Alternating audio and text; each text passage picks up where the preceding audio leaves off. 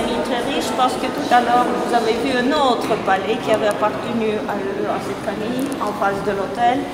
Donc, ils avaient 4 palais à Saint-Pétersbourg, une dacha, résidence d'été à Tsarskoye Selo, à côté des Tsars, et beaucoup de propriétés partout en Russie. Donc, c'est une famille très riche, richissime, et même peut-être plus riche que la famille Romanov. Très difficile, il est très difficile de comparer les richesses. À l'époque, il n'y avait pas de liste Forbes. Et donc, on pouvait juste, il n'y avait pas de chiffres publiés dans les journaux par les journalistes. On pouvait juste imaginer, supposer, etc. Mais les gens considéraient qu'ils sont extrêmement riches, ce qui est vrai. Donc, la révolution a tout changé. 1917, tout change en Russie. C'est une autre vie. Et ils ont tout perdu. Déjà quelques mots sur la famille. Ils ont réussi à immigrer. Félix a habité à Paris. Félix, la dernière génération qui habite ce palais, sa maman habitait d'abord et son père ont habité à Rome, mais à la mort de son père, sa mère vient s'installer à Paris. Donc voilà, ils étaient chez vous, pas loin de chez vous.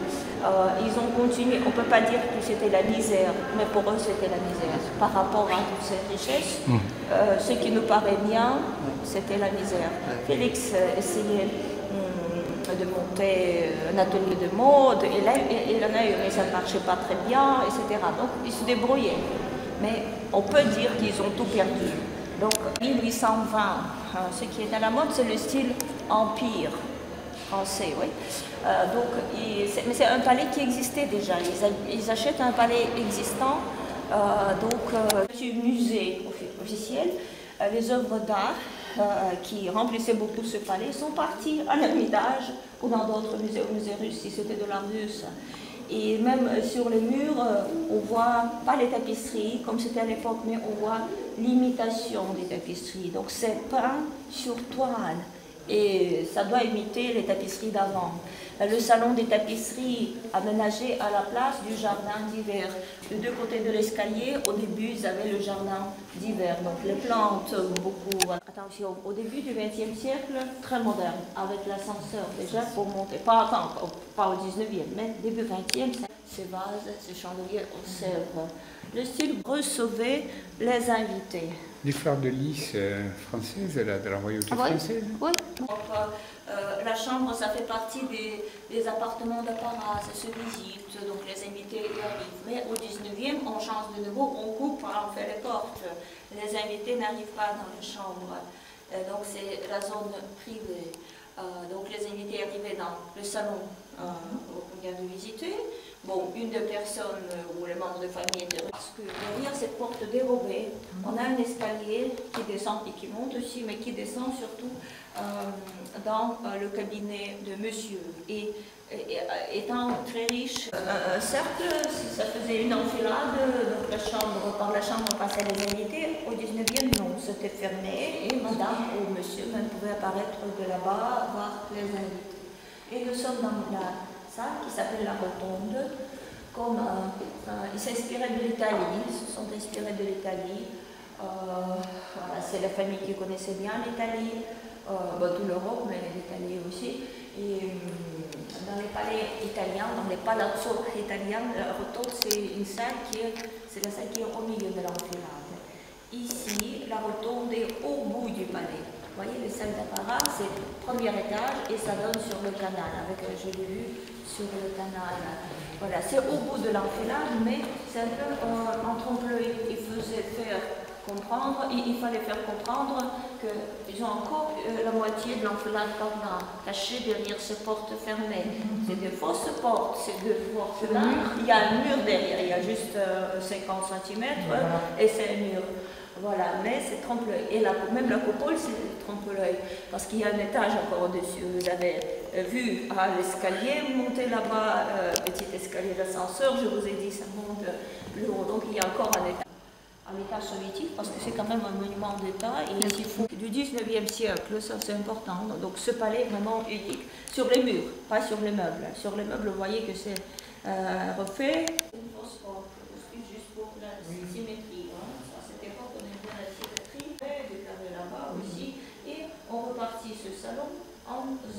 trois zones pour poser, pour parler, pour voilà, s'asseoir autour des et il manque des petits médaillons.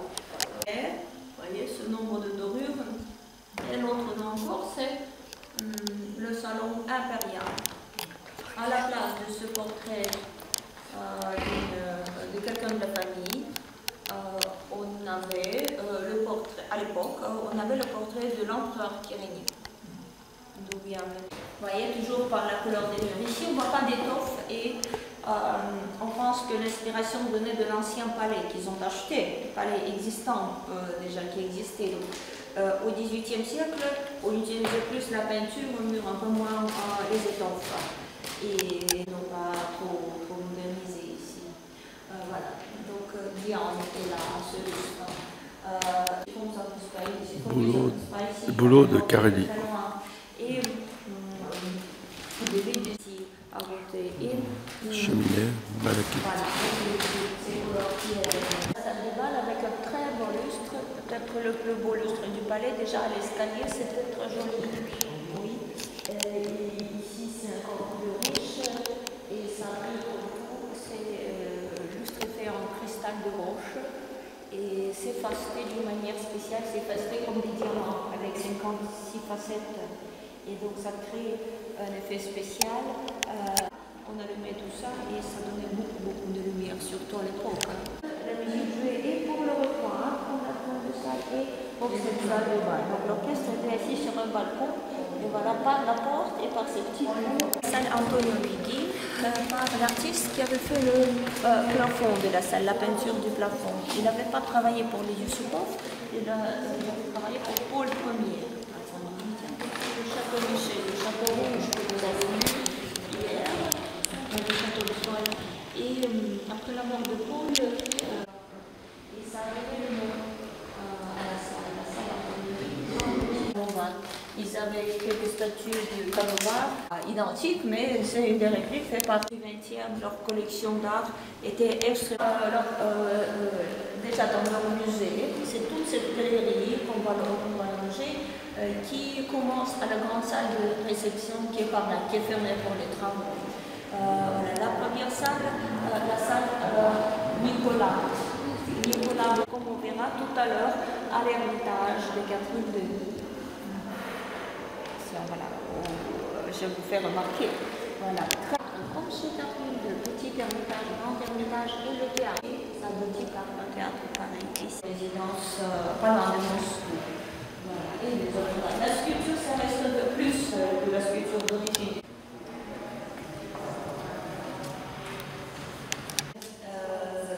La salle des antiquités, on avait quelques antiquités en France, il y en a plus, mais récemment placé pour les musées.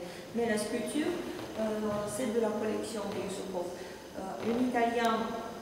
Un sculpteur italien travaille à Saint-Pétersbourg, son nom est, il y en a plusieurs, mais celui-ci il est très connu, Triscorni. Et on a deux sculptures de ce monsieur, après à la sortie de la salle. On se retrouve ici, des portraits d'autres musiciens.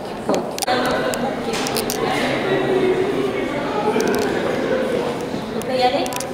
Le musée impose, s'il prête, on ne peut pas photographier. S'il prête à notre musée, voilà. Maintenant on peut être tout tranquille. Voilà. On a des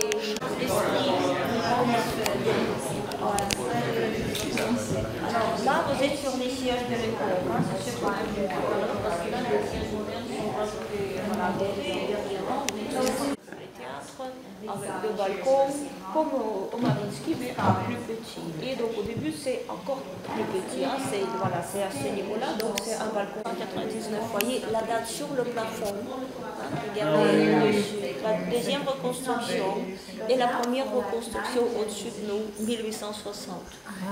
Voilà, donc deux fois reconstruite, lettre latine là au-dessus de la loge et la couronne principale, Z et Y.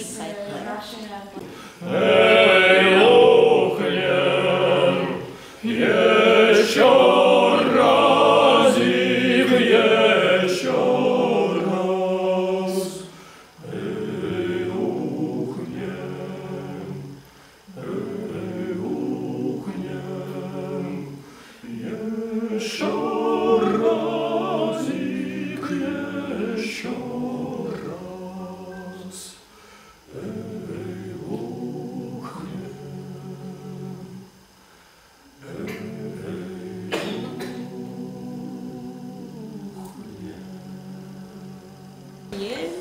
Come tapis. De chaînes, de corées de chaînes.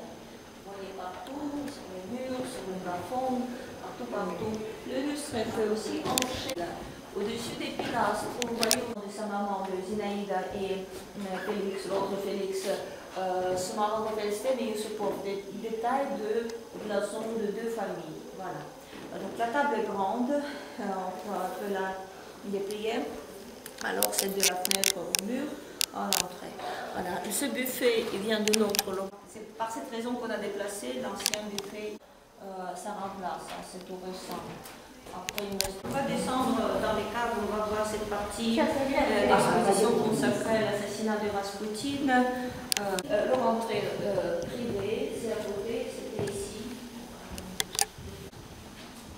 Deux pièces, donc il a été tué en assassinat en bas, dans les caves. Là, c'est des amis qui sont réunis dans le cabinet. On a le cabinet et la salle à manger en bas. Voilà, donc dans le cabinet, on avait tous ceux qui avaient préparé, qui devaient aider pour le corps, pour tout. On avait bien sûr un médecin. Le médecin, il est à l'entrée, M. Lazaver. Le médecin militaire, vous voyez qu'ils sont tous officiers, ils sont tous militaires. C'était la guerre, donc ils étaient dans l'armée, mais ils ont profité. Le Dimitri Pavlovitch, le cousin de Irina, il est là, assis, à table, qui fume. On avait encore un député. Polishkevich qui est là derrière la table et encore un colonel qui devait aider. Voilà, 4 hommes et Félix, 5 personnes qui étaient bien au courant et il y en avait quelqu'un d'autre qui était encore au courant, qui avait préparé le poison, etc. Mais ces 4 sont venus pour aider. Voilà. Et ils fêtaient, il y avait de la musique, il y avait un gramophone caché derrière une des fausses portes de cette petite antichambre qu'on a traversée pour venir ici, derrière une fausse porte, parce que c'est, vous voyez, il y a plusieurs portes, donc 3 sont vraies, les autres sont fausses. Il y avait de la musique qu'on pouvait entendre encore en qui était, donc c'est un peu l'époque quand on aimait bien tous les courants, tous les magiciens, la magie, le spiritisme, un peu ça, voilà. En bas, on pouvait voir la photo proche de la tsarine, de la famille, de toute la famille, plutôt la tsarine, donc c'était un gros problème au niveau d'État, successeur malade. Il n'était pas là, il est ici debout, et Raspoutine est assis, voilà, à table. Donc ils sont descendus tout de suite de l'extérieur. Félix était venu le chercher chez lui, dans sa maison rue Gorokovaya, derrière la Fontanka, et en cachette, mais pourtant quelqu'un a vu qu'il était venu, et c'est quelqu'un qui a dénoncé après le lendemain à la police que voilà, M. Raspoutine n'est pas revenu, il faut le chercher, mais Félix Yusupov était passé la veille au soir. Et voilà. Et donc, ils entendent la musique et Félix, en attendant, propose de manger et de boire. Ce que Raspoutine fait volontiers, il aimait bien boire, elle était costaud. Et il a mangé des biscuits empoisonnés. Mais voilà, le problème arrive en ce moment. On suppose que c'était fait volontiers parce que la personne qui devait préparer le poison, elle aurait dit, après on lui dit, j'aurais pu tuer, je ne pouvais pas tuer, et donc il a dit autre chose. Bon, on a des versions différentes, pourquoi ça n'a pas marché, mais personne ne sait la vérité, c'est parti. Pour l'instant, ce n'est pas prouvé pourquoi. Finalement, on se heurte avec un problème. Il mange, il boit, mais il a toujours envie. Et Irina ne pouvait pas venir parce que même si le poison ne marche pas, comment dire, c'était du pistolet. Il donne des coups du pistolet. Qui, lui? Oui, Alexis. Alexis. Oui. Félix. Félix, oui. Ouais. Et il remonte voir les amis. Après, il redescend avec le médecin, ce monsieur qu'on a vu près de la porte. Et le médecin constate la mort. Sans trop regarder, elle dit « Oh, ça y est, le mort ». Mais Félix, dit-on, je vous répète les mots de Félix qui a écrit après la mémoire. Il dit qu'il avait un soupçon qu'il n'était pas complètement mort, qu'il y avait peut-être un mouvement ou un tremblement ou quelque chose. Il s'incline pour vérifier et il dit que Raspoutine n'était pas mort, il commence à l'étrangler, à l'étouffer. Alors Félix se débarrasse, il monte encore en l'escalier, il court le long du couloir qu'on a pris pour arriver. Parce qu'il a peur que Raspoutine, qui était fort, allait le tuer. Il n'est pas mort, finalement. Raspoutine veut s'enfuir. il ne veut pas tuer Félix, il veut juste sauver sa propre vie. Donc il remonte par l'escalier et ressort par cette petite porte dans la cour. Et alors un autre, c'est Poroshkevitch qui est assis derrière la table, qui entend tout ça et qui sort et qui tire du pistolet, qui donne des coups de pistolet encore. Mais c'est dehors. Et la police qui était dans le quartier a entendu des coups de pistolet. Et donc, la police est inquiète. C'est l'année 16 déjà, beaucoup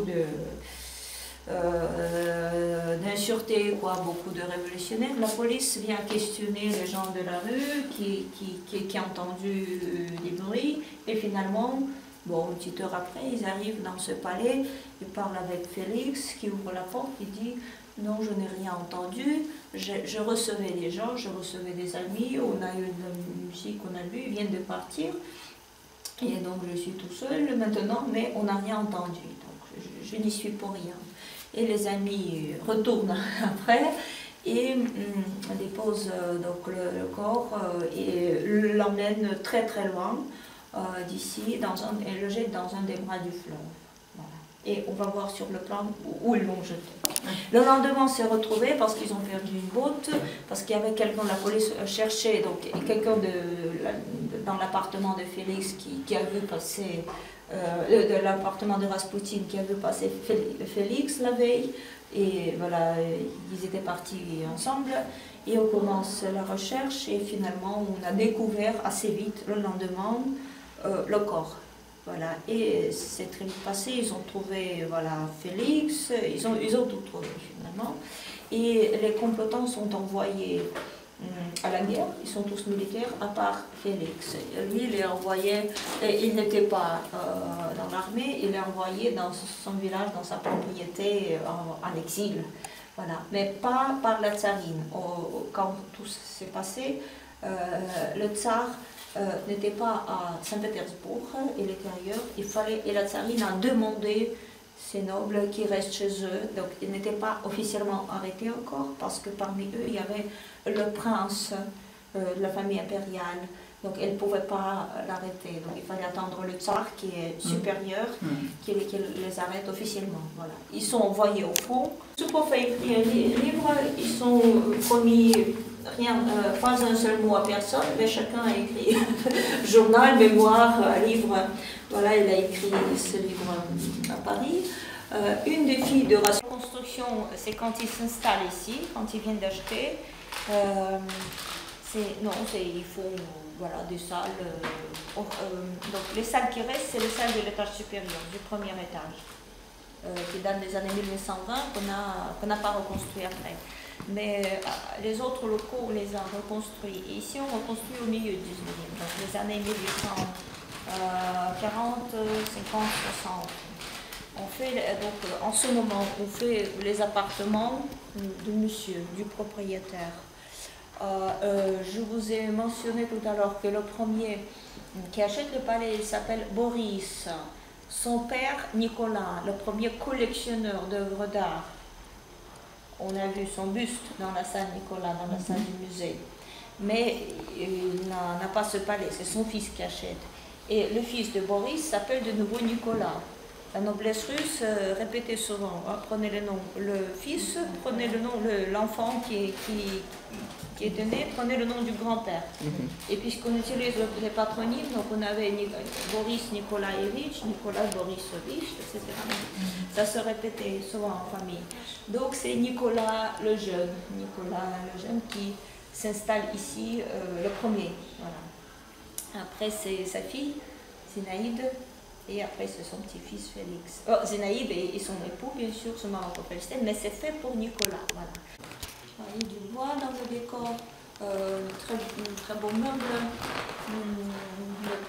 Ouais, c'est l'ensemble de meubles, murs et le plafond. Le plafond, c'est l'imitation du bois, pas très bien restauré, donc on le voit bien que c'est en bois, mais les murs, c'est aussi décoré avec du bois. Le meuble c'est en entier, c'est pas du plaquage, mais donc c'est très précieux, c'est bois en entier. Voilà, des jolies consoles. Il y a de la niche là pour exposer la sculpture, mais la tête de la fille, elle est comme ça au hasard ici. Elle n'est pas d'origine. Donc il y avait une autre petite statue. On n'a pas d'informations, on a perdu les traces, donc ils ont installé celle-ci. Mais le carton assez vieux, mais pas de leur bibliothèque. On a perdu les livres d'origine. C'est le palais qui en a acheté récemment, juste pour remplir les bibliothèques. À l'époque soviétique, marchait bien la bibliothèque de la maison des enseignants. Donc les gens du quartier pouvaient venir s'inscrire et voilà, lire, mais pas les livres très vieux, mais qui est très précieux, mais pas ce que je cherchais. Ils voulaient plus de choses de l'or. Voilà. Et là, regardez s'il vous plaît. Oui, oui. Et ils étaient... Mais elle vient de l'époque, de la fin du 19e. Les bolcheviks n'appréciaient pas ce jeu. C'est le jeu de l'ancien-régime, de la noblesse. Très à la mode en Russie du 19e siècle, le style historique, voilà, qui aussi a utilisé le style oriental. En plus, ils sont d'origine orientale. Voilà. Mais c'est aussi le grand monde. Il y a le marbre qui vient d'Italie, le blanc, beaucoup de mesures de dorure, les niches avec des vases âgés, c'est une espèce de peau en un seul bloc de marbre. Là derrière, ils avaient un jardin d'hiver et la sortie dans la cour. Un peu la preuve de leurs origines. Oui, c'est la même à Saint-Pétersbourg. À côté, on a une pièce pour les noirs de l'époque. Vous savez qu'ils avaient le chauffage par là, on ne visite pas, c'est là-bas. Et le canapé. Mais les meubles ne sont pas de cette pièce, ils sont du palais, mais pas de cette pièce. Voilà, donc elle avait une musique avec une de tes plumes de sa propre collection. Une petite porte pour arriver à la bibliothèque. Donc là, c'est dans le placard, pareil, une petite porte verrouillée pour venir ici. Là, on montait dans le traditionnel des palais au XVIIIe siècle. On reconstruit des choses très jolies. Tout ce que vous voyez dans les vitrines et le monde, donc voilà, vous pouvez regarder. Mais les vitrines sont des vieilles vitrines.